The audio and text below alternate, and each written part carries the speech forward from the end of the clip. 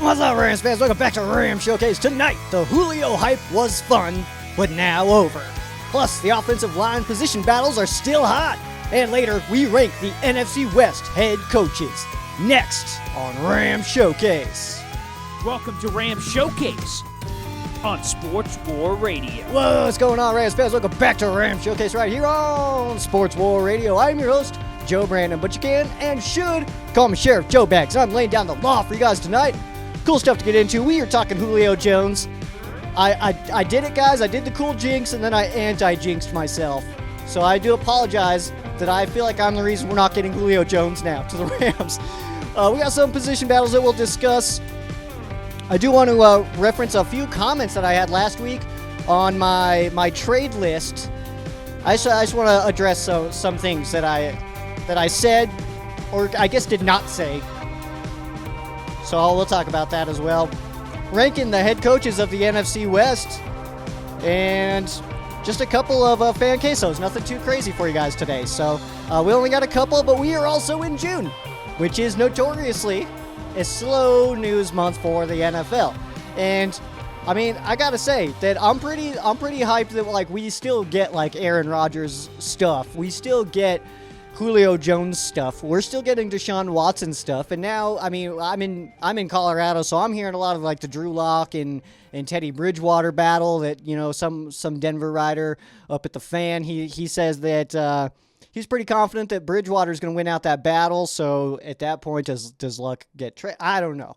Either way, we're in a slow news month, but it's all good because we still got plenty to talk about. There's still enough things going on here that we've got plenty to talk about. First, I want to talk about this Julio Jones situation that we have found ourselves in and then out of.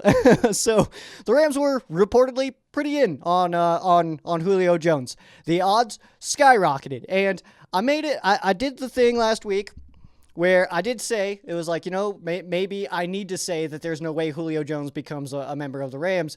Because that's how this works, apparently, is every time that I'm adamant that the Rams will not get a player, that's the next player that the Rams get, right? So I did that, and then immediately, like, I feel like as that happened, like the universe starts turning and things start happening, and Les Snead's making phone calls and stuff, and then it comes out that the Rams are pretty heavily involved in conversations with the Atlanta Falcons for a potential Julio Jones trade. And so I, being the person that I am, decided to blast out that video everywhere I could.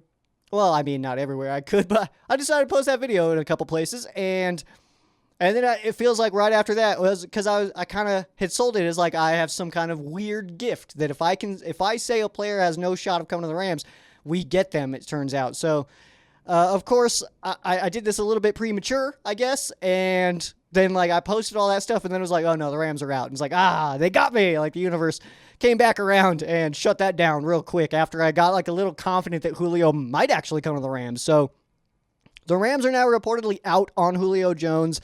A deal is still expected soon. Yesterday was the first. I'm recording this on the second. Video version will be out on the third, but unless the trade has already happened, it's expected to happen soon. And there's a lot of teams still in the mix. We're seeing the list is still like most of the NFL is still apparently in. It's like Julio the Rams in Atlanta are the only ones out on Julio, apparently, according to some Twitter profiles here. But this news is still expected pretty soon. So I'm sure we'll see Julio on the move soon. Reports are saying that the Cardinals, 49ers, as well as the Seahawks are all in on Julio Jones. So we'll see if he stays or goes to the NFC West. It would be really unfortunate if he goes to the NFC West and that team is not the LA Rams. I would love to see him in that Rams uniform, but I also got to be real with you guys. I really don't think it's that big of a need. And I realize that Julio is one of those guys. Like Julio is one of those guys when you say, you know, who's the best wide receiver in the NFL today? You can kind of take him out of it. You can say, okay, well, besides Julio, you know, we got this guy.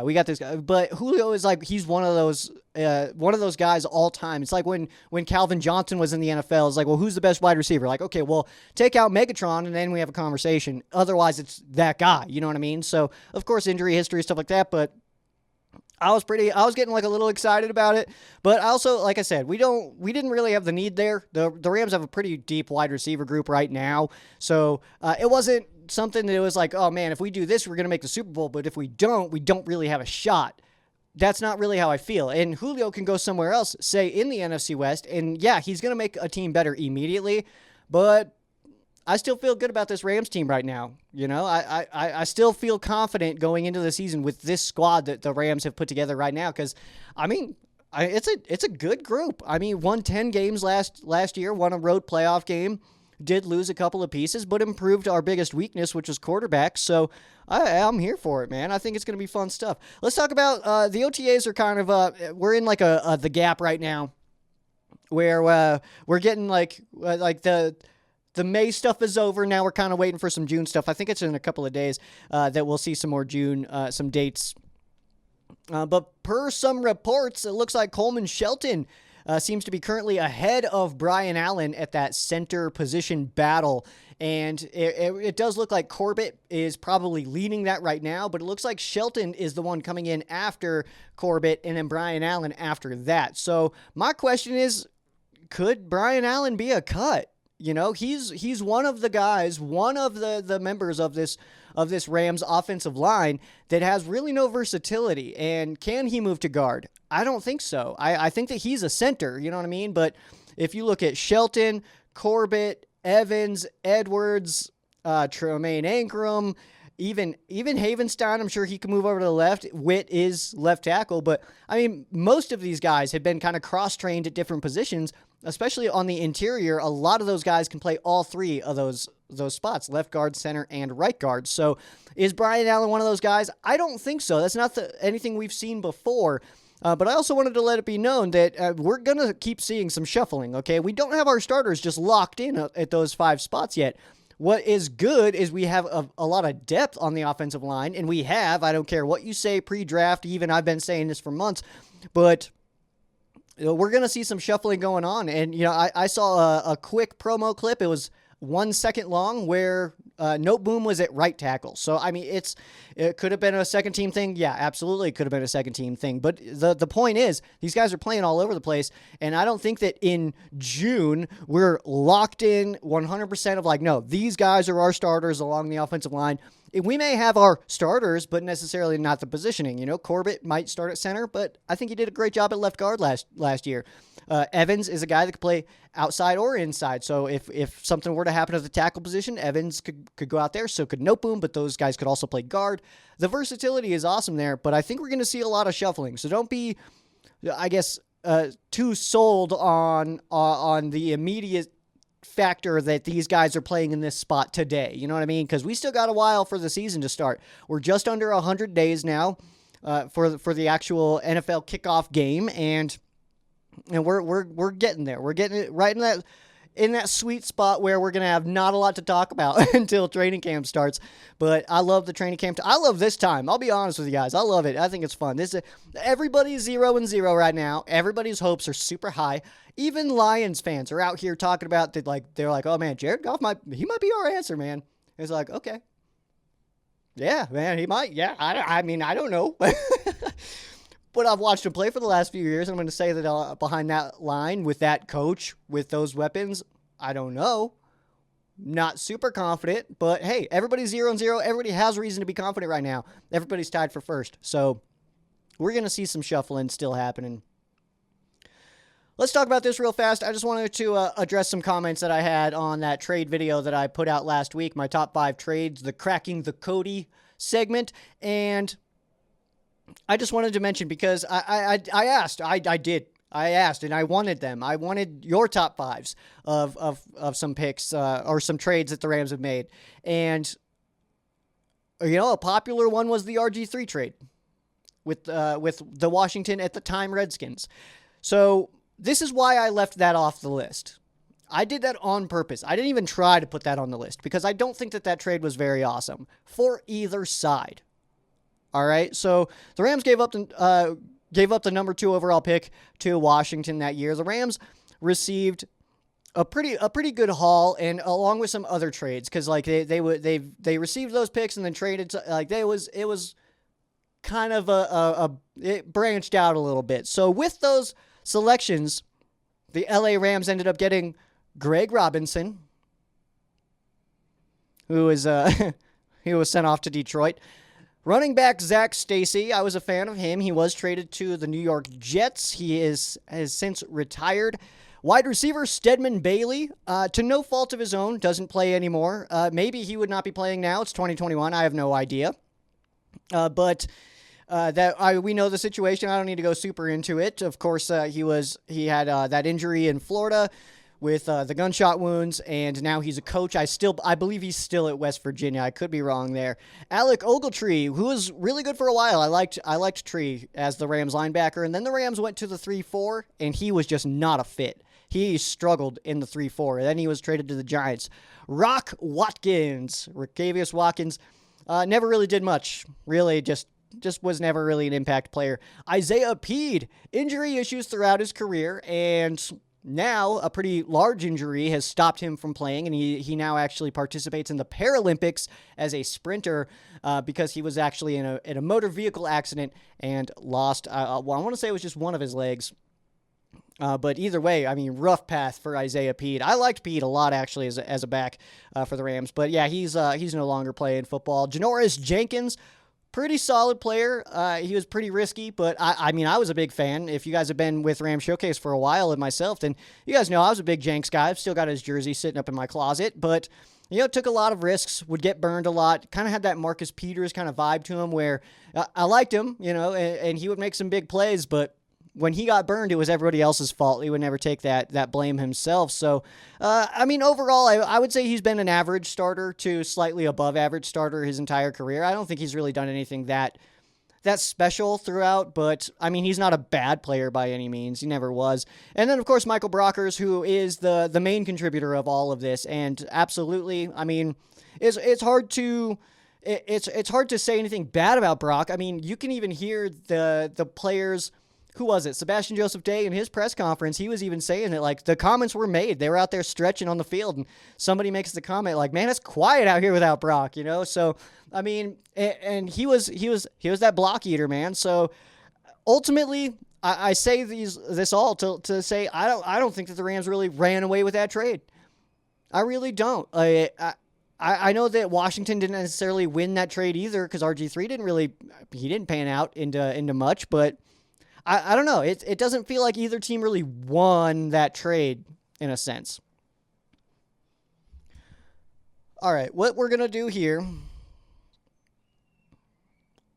we're going to give a quick story here, and then we'll head into our break. On the other side, we'll do rest of the West as well as transactions and our fan quesos. We're light on the fan quesos, so we'll push some other stuff to the back end as well. This is what I want to talk to you guys about, though, just real fast. I was not going to do this.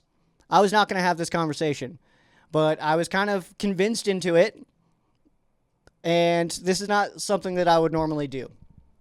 And this is not for sympathy, just to let you guys know a little bit what's going on. Sympathy it's addictive.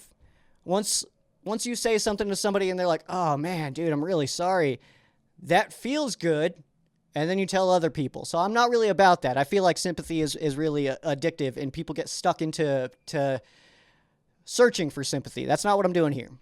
I just want to tell you guys, I just want to, I guess, a little peek behind the Sheriff Joe Bag's curtains here.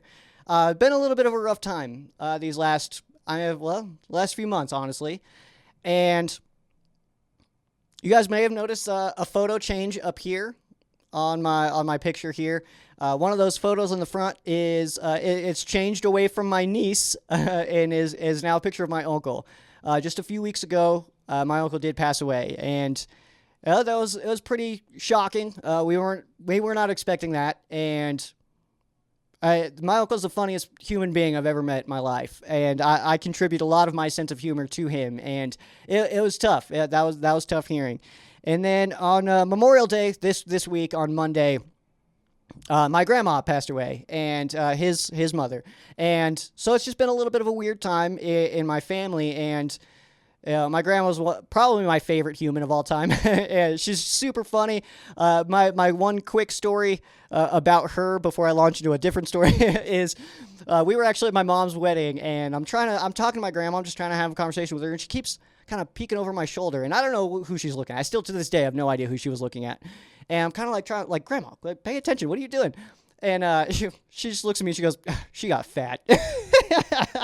And so I was like, wait, are we about to do this right now? I was like, are we about to sit here at my mom's wedding and just talk trash about the whole family? She looks me dead in the eyes and goes, yeah.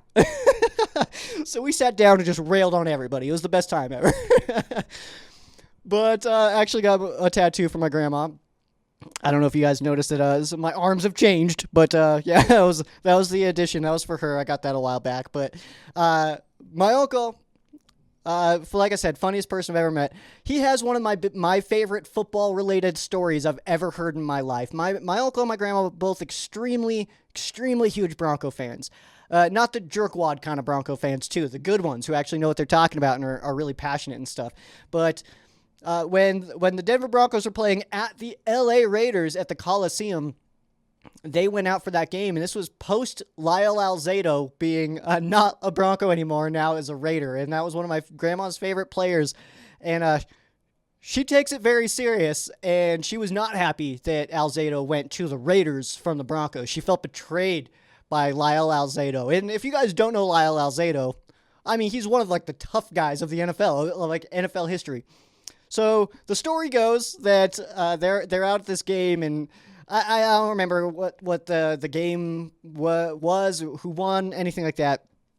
But the story goes that at the end of the game, my grandma and my uncle worked their way up to the front row at the Coliseum, at the tunnel, and Lyle Alzado is walking off the field, and it was censored because when I heard the story, I was a little younger. I don't know what exactly was said, but apparently my grandma started just shouting obscenities at Lyle Alzado, calling him everything you could think of, apparently, according to my uncle. And so apparently Lyle Alzado, he looks up at the stands and sees my grandma and starts just going for it. And so the Raiders players grabbed him and like forced him into the locker room, and that was it. But she's still, as he's trying to come at her, she's still yelling stuff. So one of my favorite football stories of all time is that Lyle Alzado tried to fight my grandma. And, oh, man. She'll absolutely be missed. Already missed quite a bit. So just wanted to share that, I guess, with you guys. Just get a little bit into, I guess, a little peek behind the curtains. If you guys do see something pop into my backdrop pretty soon, something Denver Broncos, I'm not gonna like call it out or anything. You'll probably just notice it. Something will be different, and that it will be something that I'm actually gonna go up and select out of her belongings.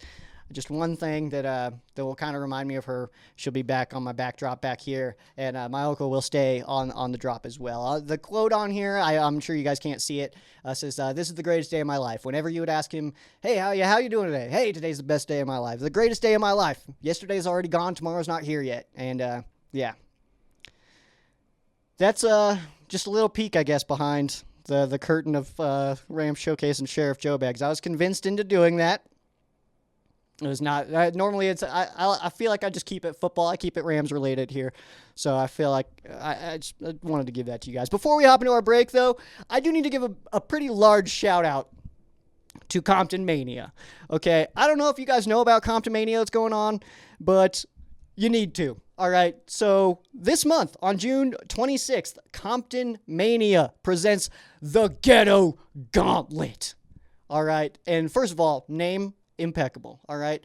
I am not necessarily dressed as a person who would participate in something called the Ghetto Gauntlet, but you should absolutely check this out. All right. So over 20 wrestlers in the ring trying to survive the ghetto to become the first ever champion of Compton Mania, known as the Absolute Man, the champion. Witness history with us and come join the mania. For more information, search Compton Mania on Instagram or Facebook. Check out www.comptonmania.com for more information as well. The Ghetto Gauntlet. Will you survive? There's only one way to find out. You need to go check this out, all right? Make sure you guys, it's the 26th, later this month. We'll be working on probably a little bit of a commercial. I'm making up words over here. Commercial promo for Compton Mania that will run for the next 3 episodes after this one. I didn't necessarily have enough time to pump one out for this one, but I need to let you guys know Compton Mania is where it's at. These guys are absolutely awesome, and I can tell you, I don't know if I'm supposed to give out names or anything, but Deshaun is one of the single most genuine human beings I've ever known in my life.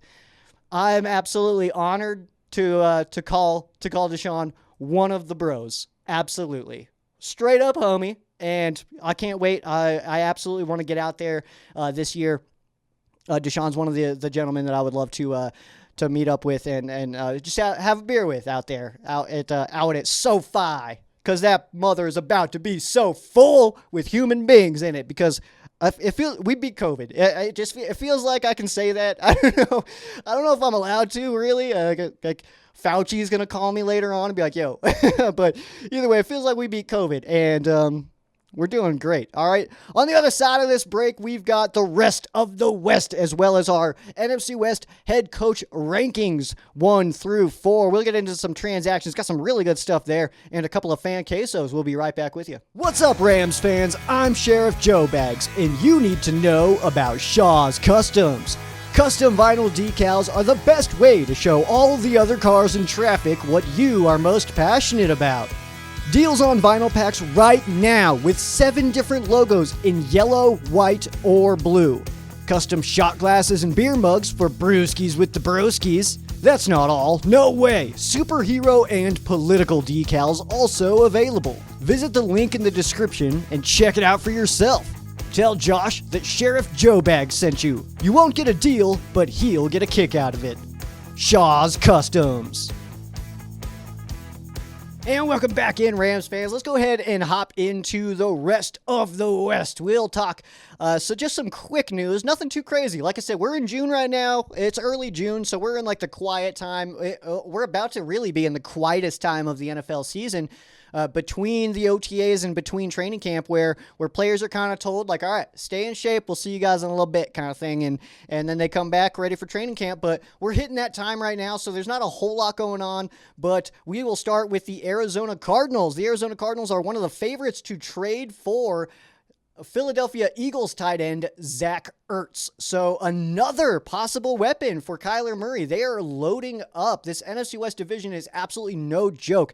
Potential weapon. I don't know if I said that, but if Ertz were to come to the Arizona Cardinals, I mean, that's not good news, all right? It's not good news for the rest of the NFC West at all, because he's obviously a pretty strong weapon out there. So, and then that would really mean that the 4 tight ends, the 4 starting tight ends in the NFC West, like you'd have to say this is like the tight end division. Tyler Higbee is the absolute man, all right? Tyler Higbee is the champion. You got George Kittle. I mean, he's one of the best players in the NFL today. Not the best. We've got the best, but he's up there as far as, just like the brute force at the tight end position. He's way up there. The Seattle Seahawks took one of our guys, Gerald Everett. We know what Gerald Everett can do. He's kind of struggled with catching the football, but if he does, it takes 3-4 dudes to take him down. So that's a tough dude as well. And then if the Arizona Cardinals can pull off Ertz, this division is insane with some of these tight ends. So Arizona Cardinals, they're in that conversation. Nothing official yet. We will keep an eye on it. The Seattle Seahawks are now heavily involved in the Julio Jones conversation. Apparently, we are hearing that Russell Wilson and Julio Jones have been having conversations. And, this kind of ties back into a little earlier in the offseason when Russ just pretty openly was like, I'm tired of getting hit. Like, he was just talking to Dan Patrick, and he's like, you know what? I'm not having fun all the time, man. Like, it sucks sometimes. And I mean, we saw the Green Bay Packers. Aaron Rodgers is like, hey, I'm not really happy with this. I like this wide receiver. Can we get some more weapons? And they're like, okay. Sure, Aaron. Yeah, we'll get right on that. But the Seattle Seahawks were like, all right, we need to fix this. What do we need to do? All right, we'll sign some offensive linemen. Who can we get? What's up with Julio? They're at least trying. So I think that Russ is in there, and I don't think that's going to change. But that's they're in that conversation. We'll see what happens there. And the Seattle Seahawks, they're strong. We're all strong teams in this division. That's redundant to say, honestly. The San Francisco 49ers. The Niners did release quarterback Josh Johnson as well as tight end Daniel Helm, and will visit with Delaney Walker today on the 2nd, and have signed wide receiver Andy Jones. So those 2 spots vacated and are opening up for Andy Jones and potentially Delaney Walker. I did not see official news that he had signed. I don't know what time that visit was supposed to happen, though. So it's possible that that's already, maybe it's happening right now. Maybe he's sitting there right now agreeing to a deal. I have no idea. But Delanie Walker, former, I remember most with, maybe that's all he's played. The Titans, that sounds right? I don't know a whole lot about Delanie Walker. I haven't followed his career super intense. Let's talk about these coaches, all right? Because the NFC West is a very strong division. We know that. We all know that. All the other NFC West people know that. I know the AZ sports fan. He knows how strong this division is. We know CG Sports. We know, what is it, CG Ruthless? Yeah, he knows. He knows. Steezy, he knows. Yeah, they all know. This division is absolutely insane. So let's go ahead and rank these coaches, all right? I'm going to start on number 4. This is Cliff Kingsbury. I don't think that that's really a surprise. Is he awesome? I don't know yet. I really don't know. Does this year tell us if he's awesome or not? It will tell us if he's not, because that roster's pretty loaded up. So if he can't pull it off this year, and if the Cardinals again hit another slide like they did last year, I mean, that says something. I think that says something. I think it said something last year. I'll be completely real with you guys. But this is really like a make or break kind of season for Cliff. If he doesn't put it together this year, the Arizona Cardinals really might see a new head coach in the 2022 season. Number 3, I'll probably get heat from this, heat for this one. But number 3, I'm going with Pete Carroll. I don't think Pete Carroll is everything that everybody else says he is. All right, I think a lot of that is Russell Wilson. Did you know that Pete Carroll, without Russell Wilson, is sub 500 in the NFL? Russell Wilson's, he's a Hall of Famer already. He was drafted by my Colorado Rockies, who I don't really care for baseball anymore, but I'm technically a Rockies fan, I guess. But, Pete Carroll, sub 500 without Russ. We know some of his coaching decisions. Some of them are on the biggest stage ever. Some of them are the most notable wrong coaching decisions of all time, at least one of them. So, yeah, I think it's reasonable to put Pete Carroll at number 3, at least today. Number 2, I'm going to put Kyle Shanahan, which leaves Sean McVay for number 1.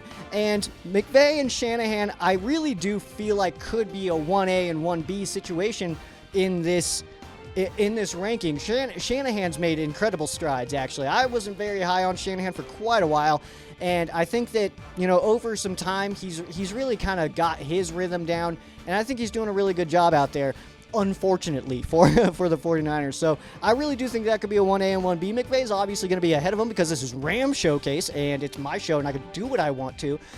So I think that they're really, really even, though. McVay, honestly, if we looked at their head coaching careers, similar, comparable winning percentages.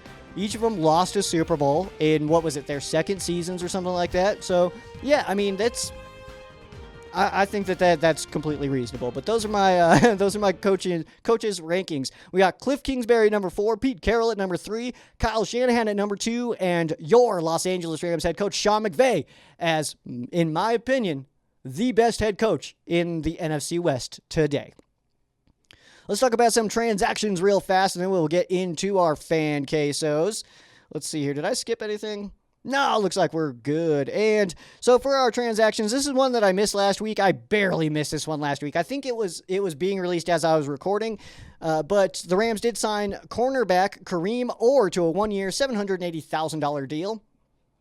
He bounced between the active roster and practice squad for the Titans over the last 2 seasons, and he did join the Titans in 2019 as a UDFA, undrafted free agent. His stat line, pretty simple, 9 tackles. That's all he's gotten. But like I said, bouncing back and forth between active roster and practice squad, that's not necessarily a bad thing. That tells you something. They're not just, he didn't come up to the active roster and then they're like, oh, this is how he plays? All right, never mind. It just kind of, he was in that spot where it's like he's kind of teetering. So something would happen and he would get bumped up. Then something, then maybe a player would come back from injury, clear waivers, back on the practice squad.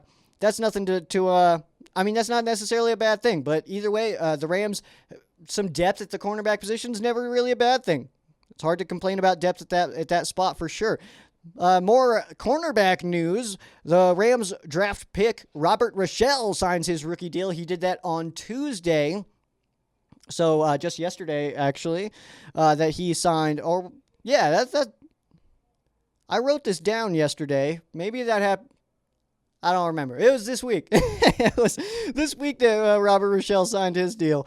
So he is now locked in, number 31 for the LA Rams at rookie there. And in more cornerback news, because apparently that's a position that the Rams are focused on right now, adding to that spot for sure, the Rams have signed cornerback Dayan Ghanwoloku Lake to a 1-year deal. I really hope I didn't ruin that. Ghanwoloku Lake.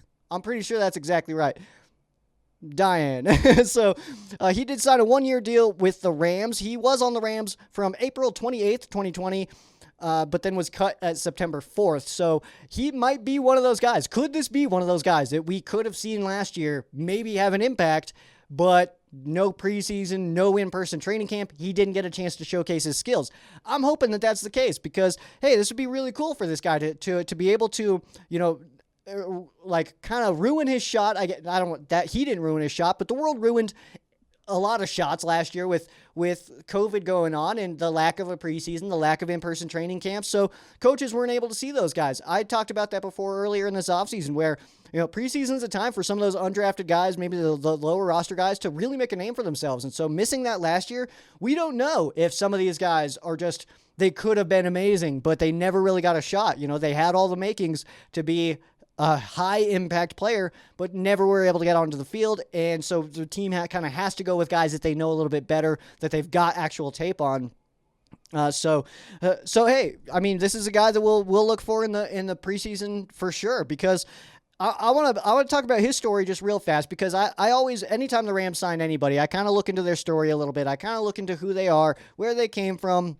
And I'll be honest with you guys, I kind of fell down a little bit of a rabbit hole with this guy, with Dayan Ghanwoloku Lake. And I kind of, just a little bit of a rabbit hole, nothing too crazy. I will drop a link below, because there's actually some really cool parts of his story that the reason that I got kind of sucked in. So he was born in Liberia, which is in Africa. He moved to the U.S. at the age of 5, and the way that he's telling the story is just like super cool. Like he was like, the part made me laugh. He's mentioning that he's getting off the plane and stuff, and it's like the first time he and his sister had seen white people. It's like, that's got to be a little jarring. You never really consider that stuff. I've lived here my whole life in Colorado, so everybody moves here, so I've seen everybody, but. I'll put it below the one of the videos that I watched. I watched a few on them, but one of the videos I watched, it was Deep Blue, is from BYU and like their, I think, production team.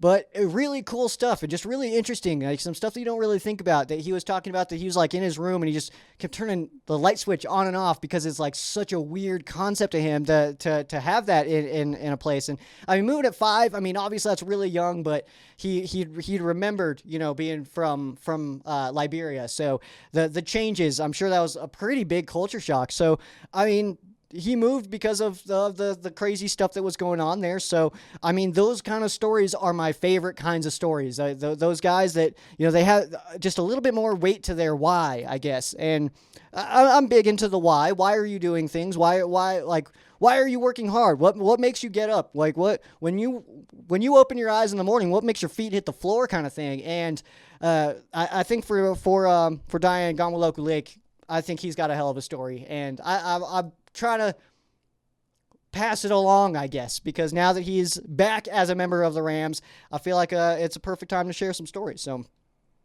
let's go ahead and get into some fan quesos here. Do appreciate you guys dropping these. Pretty light this time around. We don't have a lot to talk about as far as the quesos go. Fan questions, if you guys were curious. If you guys want to know why it's quesos, drop that as a queso, and we'll answer that as well. So let's go ahead and start with Paul, Mr. Boy Green. He is the host of the Jet Zone. That is a different show right here on Sports War Radio. So if you guys know any Jets fans, absolutely, that's where you need to go, because he crushes it out there. He does all kinds of stuff too, not just the Jet Zone. I know he does. He's the voice of the Syracuse Strong. I know he's on the radio. I can't remember. I can't remember what times. But Paul does all kinds of stuff, man. That guy's he's awesome out there. So, all right, let's go ahead and start with Paul's first question. Well, I don't know if this is really a question. He says, I was unsatisfied with your fantasy football answer. I plan on writing a strongly worded letter to the Rams Showcase headquarters. Yeah, Paul. I don't know what to tell you, man. Okay, I'm not gonna pull it up right now. There was one person who started commenting some good names on my episode last week. So I'm gonna direct you there, man. Go check those out because your fantasy football question. And first of all, Paul, if that is your real name, I answered your question. Okay, I answered it fine. Okay, what part of you said you wanted to know? Who should you draft from the Rams for fantasy football? I said maybe avoid the receivers. There's a lot of them. Matthew Stafford's only got one cannon. All right? So go for Stafford. Go for Akers. Akers and Stafford, those are your picks. And get Matt Gay and get the Rams defense. I didn't say defense last week, and I also don't think I said Cam Akers, but I'll add to it then. Akers and the Rams defense, man. Come on, man. It's also June, and I don't think I'm playing fantasy football this week or this year. I keep getting my years and weeks messed up, apparently, but I don't think I'm playing this year. I just don't care. I tried to put it in a way that made sense last week, and I rewatched it, and I don't know if I got my point across. I don't know if it made any sense, but really the ultimate thing is I just want the Rams to win. I don't care who's scoring. I don't care if Wolford is throwing, passes to Simba Webster. I don't care. Just score touchdowns as the Rams, and we're good. Well, I'm good. I don't care. I don't care what name is on the back of the jersey, as long as the horns are on the helmet and not those lame Vikings ones. All right. Next one here from Paul. ESPN ranked the top 25 positional upgrades this offseason, and the Matthew Stafford to Jared Goff upgrade, I feel like that's backwards, was rated second best in the NFL. Do you agree? Why or why not? You know what? I feel pretty obligated to agree. I know that number one, without even opening I know you shared the article here. I do appreciate that. Without even opening that, I know that J.J. Watt was number one, and I think that that's reasonable. But from going from Jared Goff to Matthew Stafford, I think is a huge upgrade. And I've tried to sell that and kind of explain that over this offseason, that I really think that's a bigger upgrade than people are expecting. I think after week 1, Sunday Night Football at SoFi Stadium, a packed SoFi Stadium against the Chicago Bears, I think that after that game, Rams fans are going to be like, oh, we upgraded. Okay. We did just upgrade. We upgraded. Okay. I see you, Matty. And I think that's what's going to happen. I really do. Jared Goff was such a game manager, and everything kind of had to fall into place for him, that when we bring in a guy like Stafford who can move a little bit, make some off-schedule plays, and is super tough. As far as quarterbacks go, especially, just a tough dude. Jared was as well. So I don't want to take that away from Jared. He was definitely a tough guy, but I don't. It's a huge upgrade. I really, truly believe that this is going to be mid-season is when the nation will be talking about it. Week 1 is when Rams fans are going to be talking about it. Oh, we are better there. Okay. I really think that's what's going to happen, man. Next one here from Paul. Who are the top long shots to make the Rams roster this offseason? Well, I do want to just throw in Dayan Ghanwoloku Lake there, because Story alone, I think, would be amazing if he could make the 53, man. That would be really cool. As far as some other long shots, though, I think the Rams draft pick, 6th round draft pick, wide receiver Ben Skoranek, I think he is a long shot.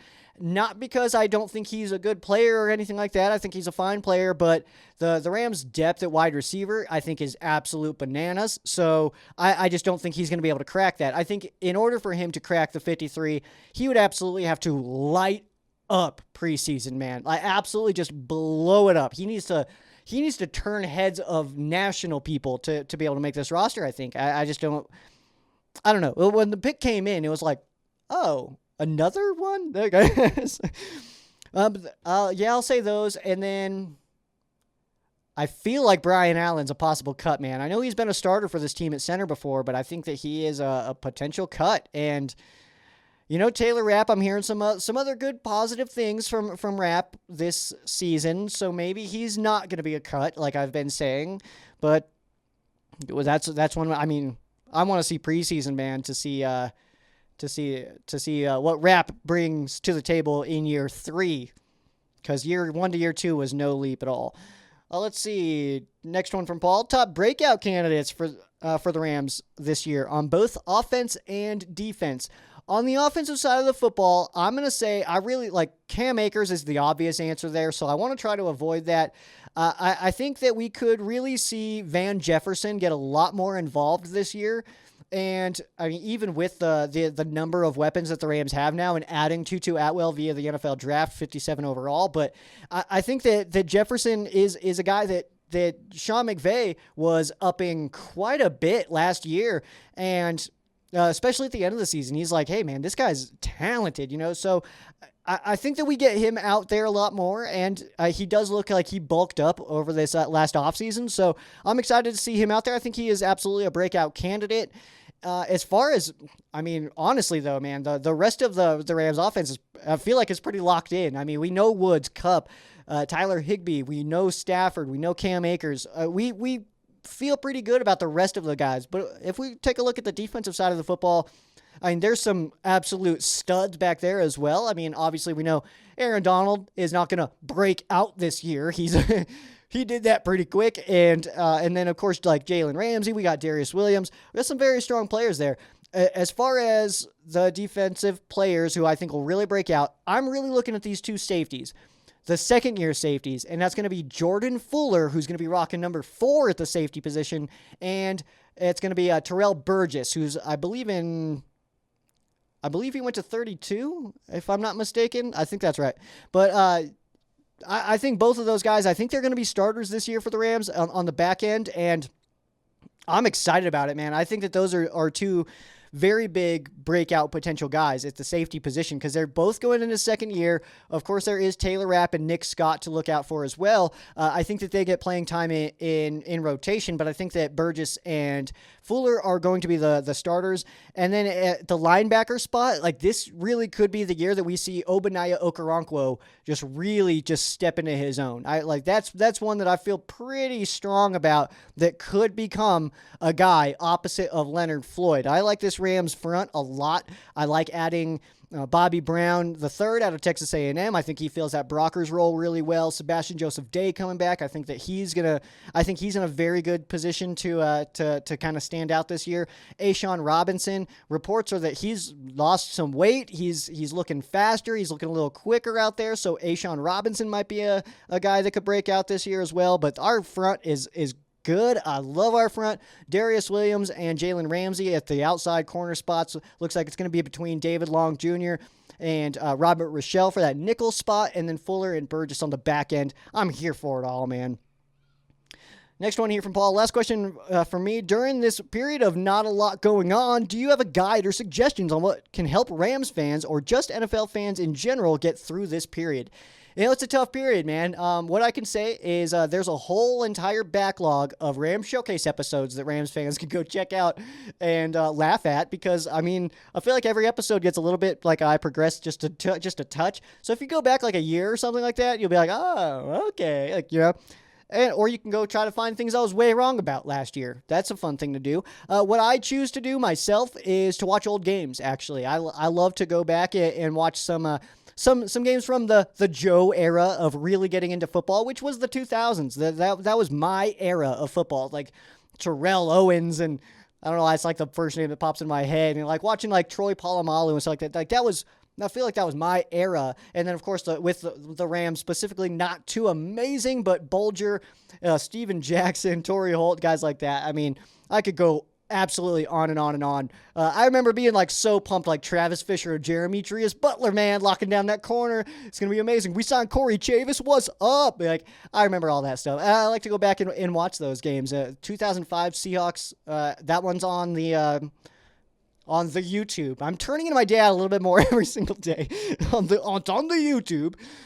But yeah, that's really what I suggest is go back and watch old games. But there's always there's plenty of them on YouTube. I've got other ways that I watch them, but yeah, that's for sure. Like that's the best one to do. Just kind of relive some of that. Except for that Super Bowl 53, we don't relive that at all. And then this last one here, just a quick one from Cody. Have you listened to the new podcast featuring Sean McVay?